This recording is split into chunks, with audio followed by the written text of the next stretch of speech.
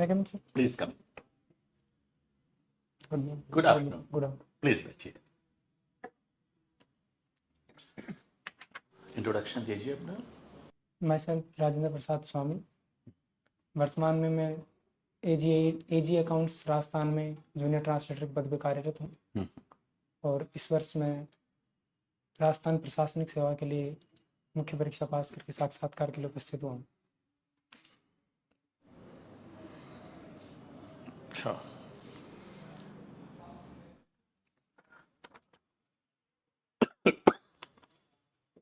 कोटपुतली बहरोड, जी sir. ये pair क्यों बनाते हैं? अपन दोनों का नाम क्यों लिखते हैं? सर कोटपुतली और बहरोड दो तहसीलें थी जो दोनों ही जिला बनने का दाव पेश कर रही थी। हम्म, तो दोनों में विवाद था और दोनों के बीच की दूरी लगभग 30-40 किलोमीटर ही है। हाँ। इस वजह से दोनों को जिला बनाने के लिए दोनों के बीच में अभी मुख्यालय जिला मुख्यालय की बनाया जा रहा है और जिले का नाम इन दोनों के संयुक्त रूप से नाम में दिया गया है। कहाँ पे हेडक्वार्टर्स कहाँ रहेंगे? सर कोटपुतली और बहरोड के बीच में एक पनियाला नाम का गांव है, वहाँ पे अभी भूमि आवंटित की गई है, वहाँ पे जिला मुख्यालय भवन निर्माण चल रहे हैं। तो ये नाम जो है ये ऐसे उसमें चलेगा, ज्वाइंट ही नाम चलेगा, कोटपुतली बहरोड, या कोई कोटपुतली को मिलेगा दर्जा या बहरोड को मिलेगा? सर दोनों को ही चलने की सरकार ने अभी तक तो मंशा जताई है, आगे क्या होता है उसके बारे में कहा नहीं जा सकता। अच्छा, बहरोड जो है वो क्यों प्रसिद्ध है इंडस्ट्रियल डेवलपमेंट के मामले में? जी क्या क्या इंडस्ट्रीज हैं वहाँ पे? इंडस्ट्रीज मेनली तो वहाँ पे एक वाइन इंडस्ट्री है। हाँ। इसके अलावा बहरोड के पास में ही जो जापानी जोन नीमराणा में हाँ। निलोट, वहाँ पे जापानी जोन है। इसके अलावा ऑटोमोबाइल इंडस्ट्री है। कौन कौन सी हैं बताइए, नाम बताइए। ऑटोमोबाइल इंडस्ट्री में सॉरी सर किसी कंपनी का नाम तो ऑटोमोबाइल की ध्यान नहीं कर पा रहा हूँ। कोई नाम ध्यान नहीं है। जापानी जोन क्यों कहलाता है वो? सर वहाँ पे जापानीज जो एयर कंडीशनिंग कंपनीज हैं या और जो हैवी इंडस्ट्रीज हैं जैसे मित्सुबिशी इलेक्ट्रिक है या टोयोटा के भी कुछ जो पार्ट्स बनते हैं उनके वो कंपनियां, इसलिए इसको जापानी जोन कहा जाता अभी हमारे सीडीएस कौन है? है। अनिल चौहान। अनिल चौहान। जी सर। उन्होंने कुछ आज टिप्पणी की है, आज एक बड़ी इम्पोर्टेंट, कुछ उनके नोट था एक पेपर में, एक भाषण में उन्होंने कहा है। क्या कहा है, पढ़ा है आपने? सर एक मिनट में याद कर लेता हूँ अभी कुछ।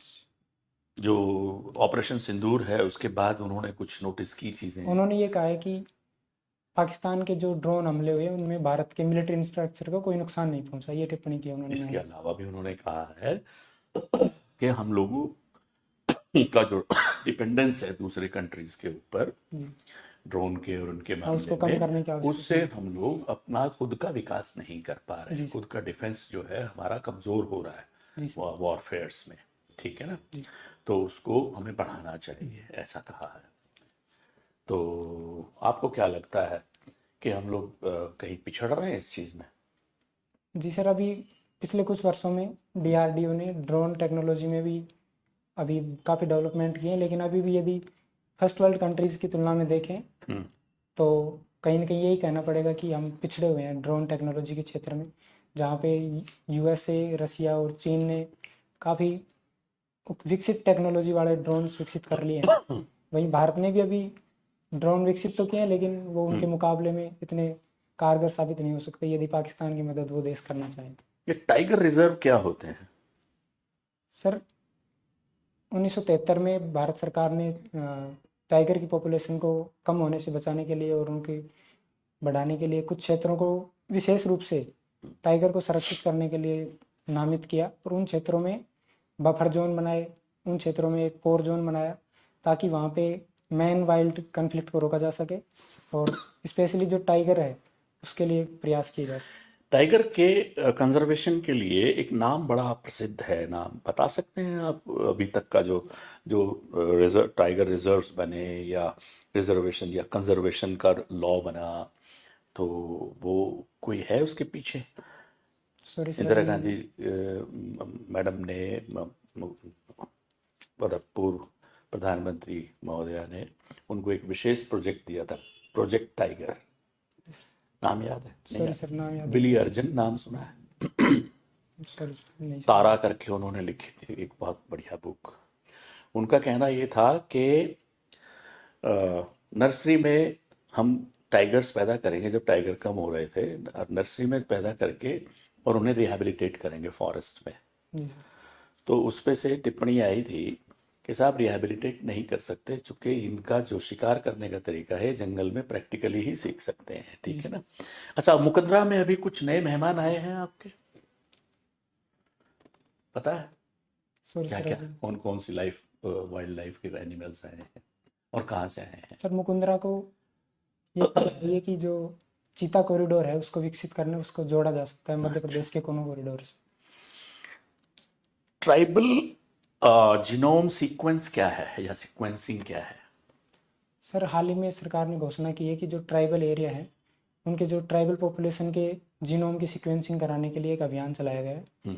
जीनोम सीक्वेंसिंग में जो भी बायोलॉजिकल पहल इसमें सबसे पहल मतलब किसने की, सबसे पहले किसने शुरुआत किया, कौन से राज्य ने? सॉरी सर एग्जैक्टली कौन से। गुजरात ने किया है। बोलो thank you. Thank you thank you. हाँ, गुजरात ने किया है। क्यों कराते हैं ये ट्राइबल? ट्राइबल ही क्यों, सभी की करा लो। सर सभी के लिए भी जीनोम इंडिया मिशन के तहत कराई गई है, लेकिन ट्राइबल पॉपुलेशन क्योंकि जो जेनेटिक डिजीज़ है उनके प्रति ज़्यादा प्रोन है, उनके प्रति ज़्यादा सुभेद्य है, इसलिए उनकी जीनोम सीक्वेंसिंग करवा के। कारण बता सकते हो कि उनमें क्यों ज़्यादा प्रोन है वो लोग? क्योंकि सर वो मेन पॉपुलेशन जिसको कह सकते हैं जो उससे अलग रहे हैं और उनके जो पैथोजेंस हैं उनसे उनका अभी तक टकराव कम हुआ है, सीमित रहा है। पैथोजन से नहीं है सर, वो उनके आपस में ही शादियां होती हैं वहीं की वहीं, उसी बाहर नहीं उनका वो होता है। तो जीन्स जो हैं वो हो जाती हैं इन्फेक्टेड। तो वो उनमें हाँ, रोगों के प्रति कम रोग प्रतिरोधक क्षमता प्रतिरोधक क्षमता कम कम हो है। जाती है। और तो वहाँ शुरू हुआ ये, है ना। जी सर। ऑयल इंडिया लिमिटेड जो है असम में, उन्होंने कुएं में, मतलब उनके जो तेल के कुएं हैं उसमें एक नई चीज तलाश की है, अभी नई पता चली है, खोज की है। क्या? सॉरी सर अभी इसके बारे में पढ़ा नहीं। हाइड्रोकार्बन के बारे में जानते हो? जी सर। क्या होते हैं हाइड्रोकार्बन? सर हाइड्रोजन और कार्बन से मिलकर बने यौगिकों को हाइड्रोकार्बन कहते हैं, जैसे जैसे मेथेन, ब्यूटेन या फिर एथीन, एथाइन सभी। तो वहाँ पे नए वो मिले हैं वहाँ, ठीक है ना, जी स्रोत। Thank you. Madam, Asian NATO word किस ऑर्गेनाइजेशन के लिए यूज किया जा रहा है? Asian NATO, sorry ma'am exactly तो नहीं, मैं गैस कर सकता हूँ। क्वाड के लिए क्वाड के किया लिए। जा रहा है, तो क्वाड के लिए किया जा रहा है, तो एशियन नाटो क्यों बोला जा रहा है इसको? जिस प्रकार से जो नाटो है वो नॉर्थ अटलांटिक में जो यूरोपियन देश हैं और कनाडा और अमेरिका हैं उनकी एक ग्रुपिंग है जो एक सिक्योरिटी के पर्पज़ से एक साथ आते हैं और उनका ये कमिटमेंट है कि हम आपस में यदि किसी पे हमला होगा तो एक दूसरे की रक्षा करेंगे। इसी प्रकार से क्वाड में भी चाइना को काउंटर करने के लिए जापान, ऐसा कोई एग्जैक्ट एग्रीमेंट है क्वाड के एग्रीमेंट अंदर? नहीं है लेकिन एक इनफॉर्मल एग्रीमेंट कह सकते हैं, या फिर ये कहा जा सकता है कि उनका एक मेन उद्देश्य यही है कि चाइना को काउंटर किया जा सके, अच्छा, चाइना की बेलिजरेंस को रोकने के लिए। तो ये वर्ड जो टर्म है ये किसने दिया है? ये शायद जहाँ तक मुझे पता है चाइना ने शायद कोइन किया है। चलिए ठीक है। क्वाड के अंदर मल्टीलेटरल टाइप से ये आपस में एग्रीमेंट है चारों कंट्रीज का, जी। ठीक है। क्या क्या एस्पेक्ट्स डिस्कस किए जाते हैं या जिन पर बात की जाती है, काम किया जाता है? एक तो जो मरीन सिक्योरिटी है उसको लेके, दूसरा इनमें आपस में चारों देशों में इंटेलिजेंस शेयरिंग को लेके, और तीसरा व्यापार व्यापार और अर्थव्यवस्था के संबंध में इन तीनों ने कुछ समझौते किए। चलिए ठीक है।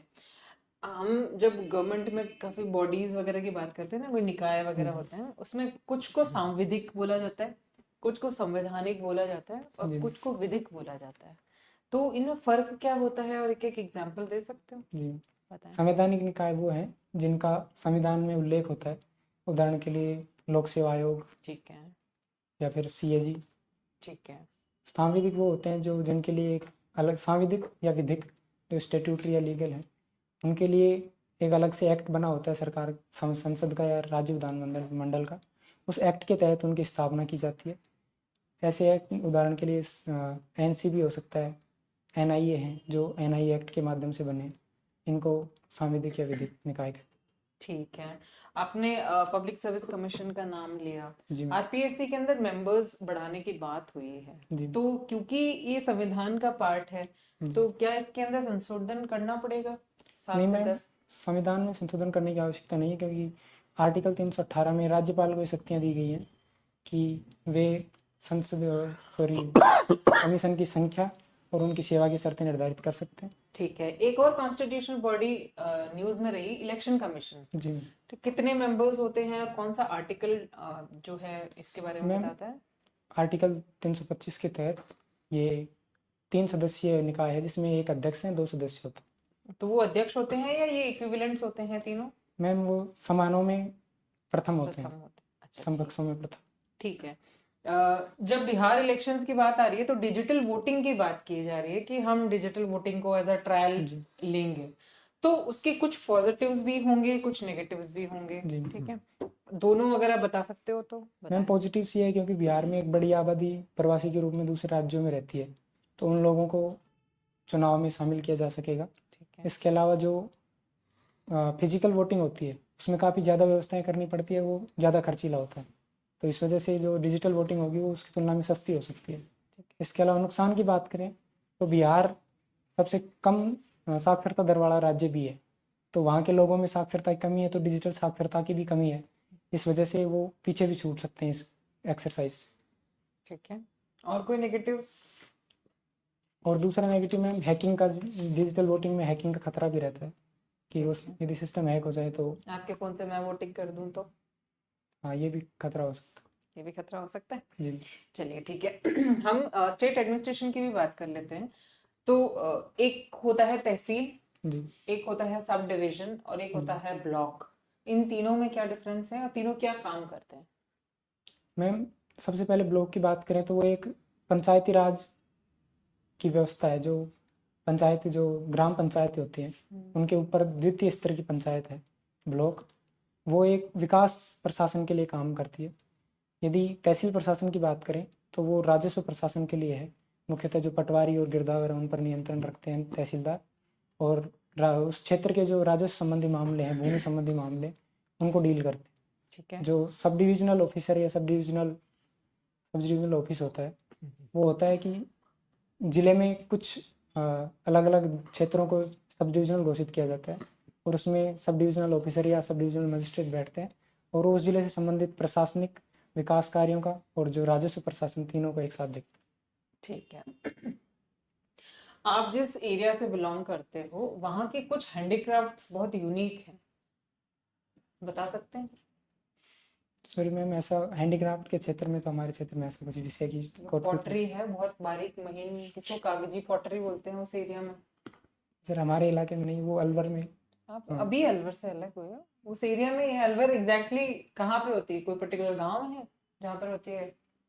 सॉरी गांव का नाम ध्यान नहीं है। चलिए ठीक है। तो क्या है कागजी पॉटरी, पता है आपको? और जी कोई सर। हैंडीक्राफ्ट्स बता दीजिए राजस्थान के, या हैंडीक्राफ्ट जिनको जीआई टैग मिला हुआ है वो बता दीजिए।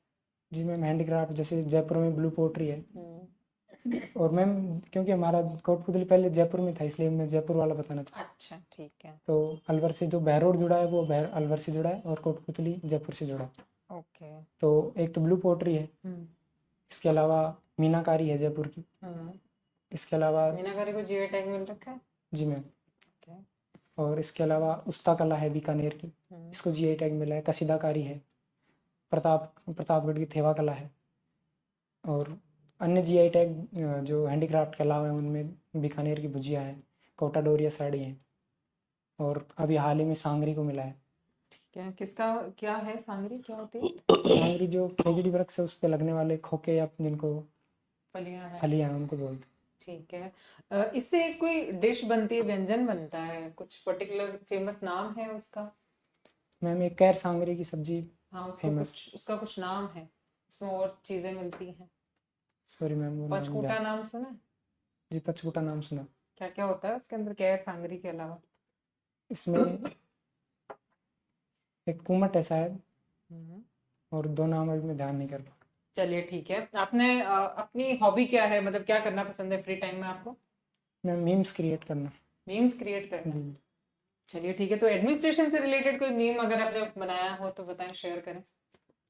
जी मैम, जैसे अभी एक हाल ही में यहाँ पे जयपुर में जहाँ मैं रहता हूँ, वहाँ पे विधानसभा के पास में एक रोड बनी हुई थी पहले, ठीक है। और उसको कुछ दिन पहले बनाई, उसके बाद उसको फिर से उखाड़ दिया, वो पाइपलाइन शायद डालने के लिए। तो उसके ऊपर मैंने एक मीम क्रिएट किया था।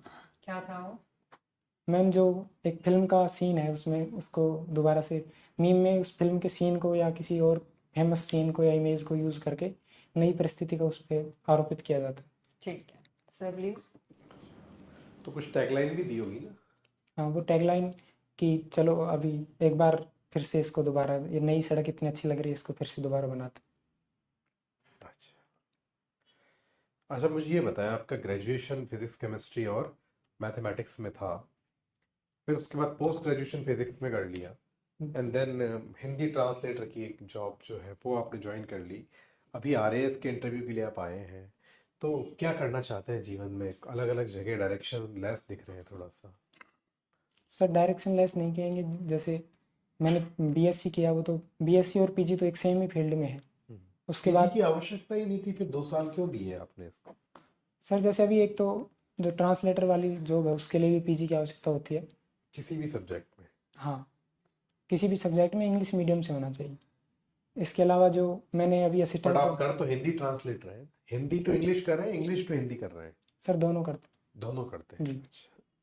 तो सर, उसमें एक तो फिजिक्स का मैंने जब एमएससी किया था, उस टाइम ये था कि मुझे ये लगा था कि मैं असिस्टेंट प्रोफेसर के लिए तैयारी करूँ, और मैंने किया भी है।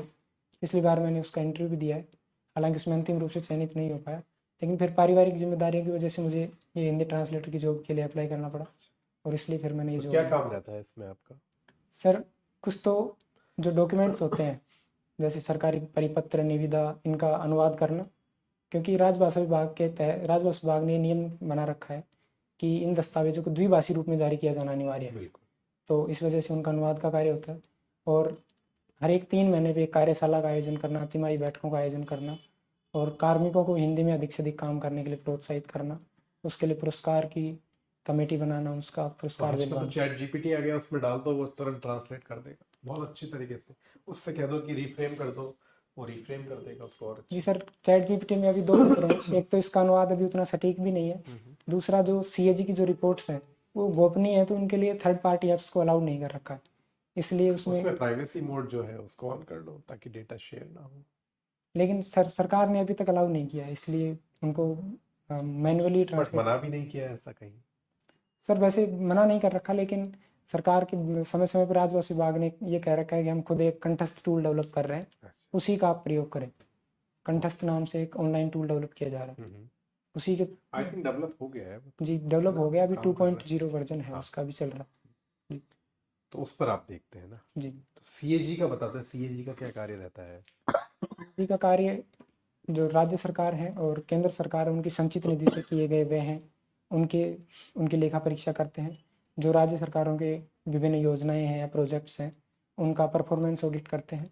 इसके अलावा इनकी रिपोर्ट्स संसद को और विधानमंडल को देते हैं, और जो संसद में लोक लेखा समिति होती है उसकी उसके साथ उसको एक इम्पोर्टेंट गाइड के रूप में, मित्र फिलोसफर और उसके रूप में भूमिका निभाता है सीए। पीएससी में जब कोई मैटर रखते हैं जी। तो उसके बाद भी कुछ अथॉरिटी है, कहीं जा सकते हैं? मान लो पीएससी में जो कमेटी है वो इस निर्णय पे पहुंचती है कि फला फला व्यक्ति के ये 16 स्थिति की चार्जशीट देनी है, राजकीय कार्यों में लापरवाही सामने आ गई मान लो, या कुछ गबन की शिकायत है, तो वो कहीं और जा सकता है ऊपर? सॉरी सर, इसके बारे में कंफर्म नहीं है, लेकिन शायद सुप्रीम कोर्ट में जाने का ऑप्शन तो होगा। गवर्नर के पास भी जा सकते हैं? सॉरी सर, कंफर्म नहीं है उस बारे में। तो ऐसे कौन से सीएजी हैं जिनके कार्यकाल में बड़े बड़े स्कैम जो है उजागर हुए हैं? विनोद राय। तो क्या इस तरह के बाद में सीएजी नहीं आए, या क्या कारण लगता है आपको? सर, सीएजी जो हेडक्वार्टर में बैठते हैं, वो उनका रोल होता है कि वो पूरे जो हर राज्य में एक ऑफिस होता है, वो उसको ओवरसी करते हैं, वो खुद जाके कहीं जांच नहीं करते। तो सीधा इसको सीएजी की कमी कहना ठीक नहीं होगा।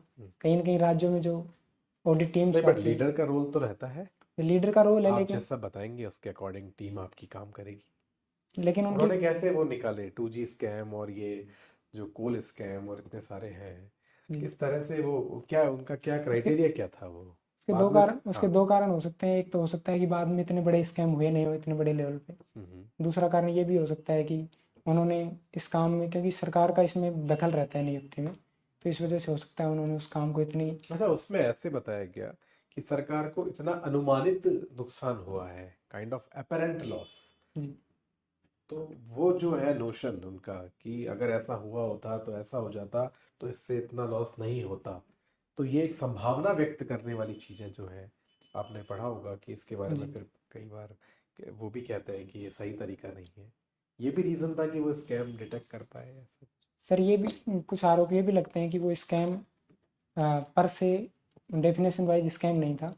वो एक अपॉर्चुनिटी कॉस्ट के रूप में उन्होंने बताया था कि यदि इस तरीके से इनका ब्लॉक्स का आवंटन किया जाता, स्पेक्ट्रम ब्लॉक्स का आवंटन किया जाता, तो सरकार को इतनी अधिक मात्रा में रेवेन्यू मिल सकता था। आप फिजिक्स के, आप कह रहे हैं असिस्टेंट प्रोफेसर भी बनना चाहते हैं, अगर आपको स्पेक्ट्रम पढ़ाना हो बच्चों को, तो कैसे पढ़ाएंगे?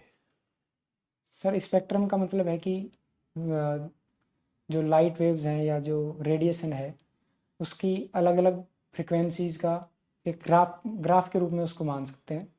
तो उसमें जो अलग अलग वेवलेंथ या फ्रिक्वेंसी हैं वो अलग अलग स्थान पर उनका एक ग्राफ बनता है जब स्पेक्ट्रोम में इनका किसी। ये पूरा बता सकते हैं कि अल्फा और जी, एक्स रेज और गामा, जी, इनका क्या क्रम है? जी। सबसे पहले gamma rays, gamma X rays, किस अल्ट्रा। सेंस में सबसे पहले? हाँ सर, इसमें गामा एक्स यू वी इस क्रम में जब जाएंगे तो इनकी वेवलेंथ बढ़ती है। गामा की वेवलेंथ सबसे कम होती है, इसकी एनर्जी और फ्रिक्वेंसी सबसे ज़्यादा होती है। तो gamma waves, X rays, UV, ultraviolet, visible rays, infrared और माइक्रोवेव और रेडियो वेव्स, ये E क्रम। इक्वल टू एच न्यू, जी। इसमें एच क्या है? एच प्लैंक्स कांस्टेंट है, जिसकी value 6.62 into 10⁻34 joule into second होती और न्यू? है। न्यू एक फ्रिक्वेंसी है उस फोटोन की, जिस फोटोन की एनर्जी हम कैलकुलेट करना चाह रहे हैं। Okay, thank you. Thank you sir. हाँ, आप अभी बाहर जाएं थोड़ी देर, है ना? थैंक अभी यू, बुलाते थैंक हैं यू 2 मैम। मिनट में।